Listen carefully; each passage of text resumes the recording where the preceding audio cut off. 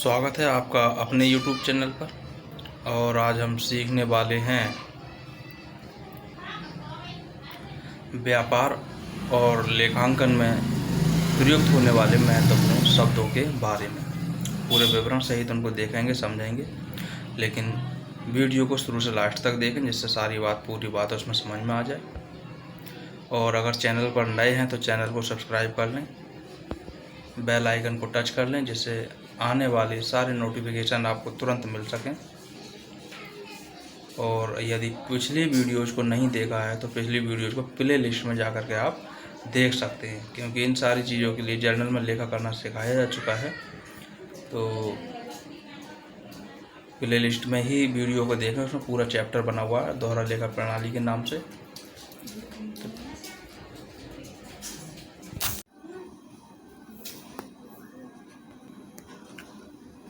आज हम बात करने वाले हैं व्यापार में प्रयुक्त होने वाले महत्वपूर्ण शब्द।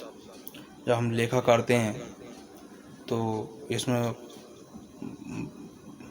बहुत ही इम्पोर्टेंट ये जो शब्द होते हैं, जो बार बार प्रयुक्त होते हैं, उन शब्दों के बारे में जानेंगे। जैसे सबसे पहले तो व्यापार शब्द यहाँ दे रखा है, पहले जैसे ट्रेड बोलते हैं, तो पहले हमें व्यापार के बारे में अच्छे से मालूम होना चाहिए। तो व्यापार किसे कहते हैं ये हमें मालूम हो। ऐसा कोई भी कार्य अथवा उद्यम जो लाभ कमाने के उद्देश्य से किया जाए व्यापार कहलाता है। ऐसा कोई भी कार्य अथवा उद्यम जो लाभ कमाने के उद्देश्य से अगर किया गया है तो उसको व्यापार कहते हैं। यहाँ लाभ से आशय आर्थिक लाभ से है। यद्यपि व्यापार का उद्देश्य लाभ प्राप्त करना ही होता है, तथापि व्यापार में हानि भी हो सकती है, क्योंकि लाभ हानि का हमेशा साथ बना रहता है। दूसरा है व्यापार का स्वामी, प्रोप्राइटर। तो ऐसा कोई भी व्यक्ति जो अपनी निजी पूंजी लगाकर व्यापार को शुरू करता है, व्यापार को चलाता है। व्यापार में लाभ अगर जितना भी हो उस लाभ का अधिकारी होता है, हानि है तो उस हानि को भी उसे ही उठाना होता है। ऐसा व्यक्ति व्यापार का स्वामी कहलाता है। मालिक भी इसको कहते हैं। एकल व्यापार में केवल एक ही व्यक्ति व्यापार का स्वामी होता है, जबकि साझेदारी फर्म में जितने भी साझेदार होते हैं वे सब संयुक्त रूप से उसके स्वामी होते हैं। अब जैसे ये शब्द है लेन देन, इसको व्यवहार भी बोलते हैं, सौदा भी इसको बोलते हैं, ट्रांजैक्शन। तो व्यापार से संबंधित वे समस्त आर्थिक क्रियाएं जो अन्य किसी पक्ष के साथ, यानी जो दूसरा पक्ष है उसके साथ उधार या नकद के रूप में होती हैं, लेन देन या व्यवहार कहलाती हैं। व्यापार में पूंजी लगाना, माल तथा अन्य सुविधाओं का क्रय विक्रय, सेवाएं प्राप्त करना व देना, रोकड़ी लेन देन आदि सभी लेन देन हैं। सबको इनको व्यवहार कहा जाता है, लेन देन कहा जाता है। प्रत्येक लेन देन का पुस्तकों में लेखा करना आवश्यक होता है।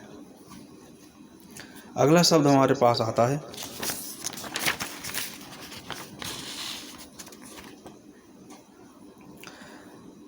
पूंजी। वह धनराशि जो व्यापारी रोकड़, माल अथवा अन्य किसी संपत्ति के रूप में व्यापार को लगाकर शुरू करता है, वह सब मिलाकर के उसकी पूंजी कहलाती है। आहरण या निजी व्यय।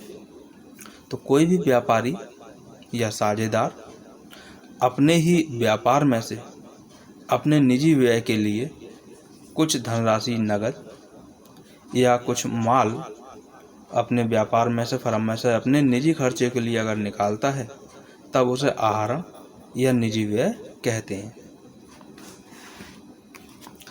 माल जिसको बोलते हैं गुड्स, जो आहरण था इसको ड्राइंग्स बोलते हैं, पूंजी को कैपिटल, माल को बोलते हैं गुड्स। जिस वस्तु में व्यापारी व्यापार करता है वह वस्तु उसका माल कहलाती है। अर्थात जो वस्तुएं लाभ लेकर उसी रूप में अथवा परिवर्तित रूप में बेचने के लिए खरीदी जाती हैं माल कहलाती हैं। जैसे कपड़े के व्यापारी के लिए कपड़ा, फर्नीचर के व्यापारी के लिए फर्नीचर, चीनी मिल द्वारा खरीदा हुआ गन्ना आदि सब उनके लिए माल कहलाते हैं, सब माल के उदाहरण हैं। क्रय, जो माल व्यापारी द्वारा खरीदा जाता है उसको क्रय बोलते हैं और क्रय को इंग्लिश में परचेज कहा जाता है। नगद क्रय करने पर यह नगद क्रय और उधार क्रय करने पर उधार क्रय कहलाता है। क्रय वापसी, तो अभी जो क्रय था, जो माल हमने यहाँ खरीदा था, उसमें से कुछ माल किसी भी कारण से अगर वापस कर दिया गया तो उसको क्रय वापसी बोलते हैं, यानी परचेज रिटर्न। लिखा भी है, खरीदे हुए माल में से जो माल विक्रेता को वापस कर दिया जाता है वह क्रय वापसी कहलाता है। इसके बाद इसी तरह विक्रय है, तो बिके हुए माल की राशि को विक्रय कहते हैं। जो माल हम दूसरे पक्ष को दे देते हैं, उसके बदले में रुपए प्राप्त कर लेते हैं, तो ये विक्रय कहलाता है, जिसको सेल बोलते हैं।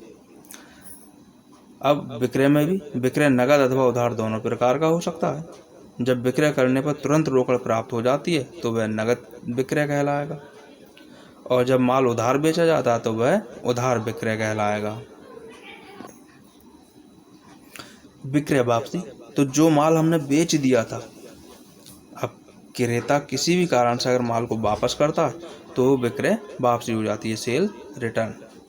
इसके बाद आती है डिस्काउंट, यानी छूट, और ये छूट दो प्रकार की होती है, एक व्यापारिक छूट और एक होती है नकद छूट। तो हम व्यापारिक छूट के बारे में पहले बात कर रहे हैं। जब कोई भी व्यापारी माल के सूची मूल्य यानी अंकित मूल्य पर कुछ प्रतिशत के रूप में क्रेता को कोई भी छूट देता है तो उसे व्यापारिक छूट कहते हैं। जैसे कोई भी 100 रुपये की वस्तु,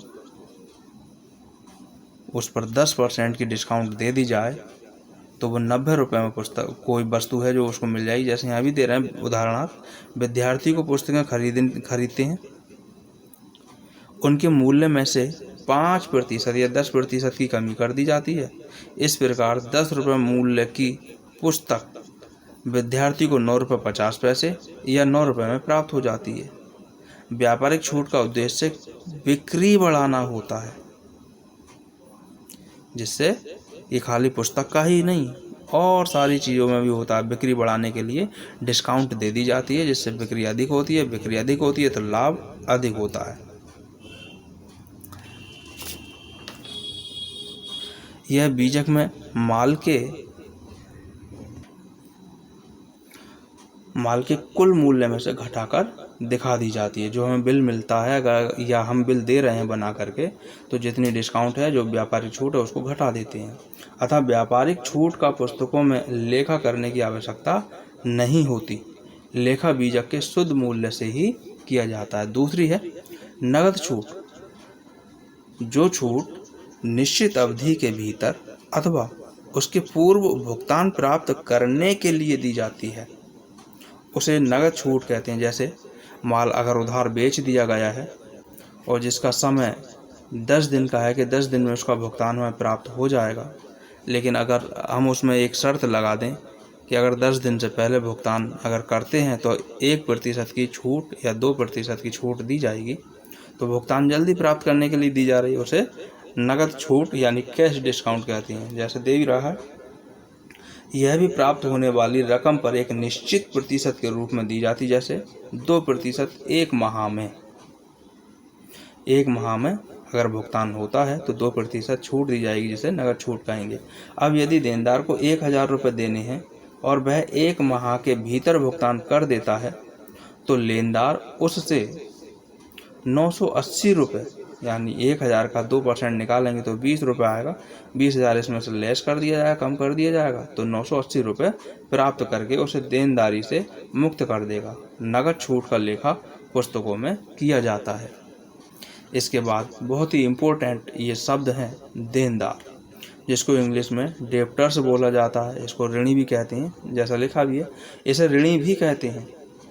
उधार क्रय करने पर क्रेता देनदार हो जाता है।